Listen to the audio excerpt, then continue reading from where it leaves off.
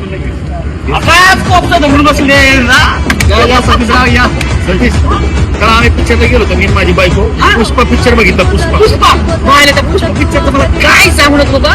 मी आणि माझ्या आयटम आम्ही दोघं बसून असं बघणार होतो पुष्पा. माझा ऐक तरी. अरे बाबा तुम्हाला काय सांगू नको. 2 दिवस झाले मी तिला फोन करते ती काय फोन उचलत नाही. मला वाटतं कामात बिझी असत.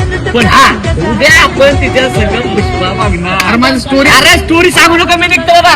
अरे पण माझी स्टोरी अरे ऐकून तर घे. अरे काय झालं ते तरी ऐकून घे. गणेशराव काय सांगायचं मला सांग. काय सांगायचंय.